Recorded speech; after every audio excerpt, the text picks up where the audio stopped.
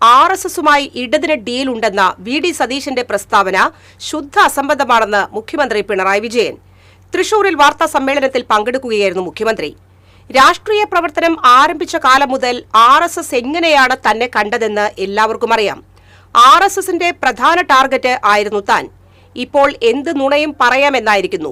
നാണം കെട്ട് ഒരുപാട് കൂട്ടുകെട്ടുകൾക്ക് പുറകെ പോയവരാണ് ചില്ലറ വോട്ടിന് വേണ്ടി നുണ പറയുന്നതെന്നും രാഷ്ട്രീയ ചെറ്റത്തരം തങ്ങൾ കാണിക്കാറില്ലെന്നും മുഖ്യമന്ത്രി പറഞ്ഞു. ജനങ്ങൾ താരതമ്യപ്പെടുത്തുന്നത് ആ താരതമ്യത്തിന്റെ ഭാഗമായിട്ട് വിലയിരുത്തലുകൾ നടത്തും.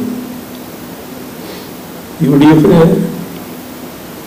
ഒരു കാലത്തും പറഞ്ഞ കാര്യങ്ങൾ നടപ്പാക്കണമെന്ന് നിർബന്ധമുണ്ടായിട്ടില്ല. എന്നാൽ LDFന് പറഞ്ഞ കാര്യങ്ങൾ പ്രാവർത്തികമാക്കണം എന്ന നിർബന്ധമാണ് ഉണ്ടായിട്ടുള്ളത്. അതുകൊണ്ടാണ്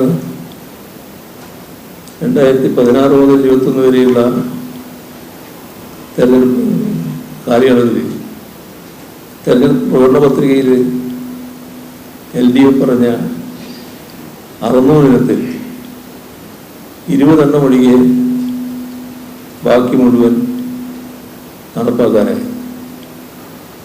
ഇവിടെ മുണ്ടക്കൈ ചൂടുമല ദുരന്തം അല്ലാതെ നമ്മളെല്ലാവരെയും വേദനിപ്പിച്ചു എന്നാണ്. അതുമായി ബന്ധപ്പെട്ട് പുനരധിവാസത്തിൻ്റെ പ്രശ്നം വന്നപ്പോൾ അവിടെയുള്ള ജനങ്ങളുമായി ചർച്ച ചെയ്തു.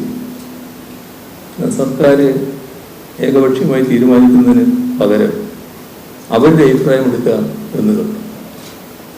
അപ്പം അവർ പറഞ്ഞു, ഞങ്ങളെല്ലാവരും ഒരു കുടുംബം പോലെ കഴിഞ്ഞവരാണ് ഈ പ്രദേശത്ത്.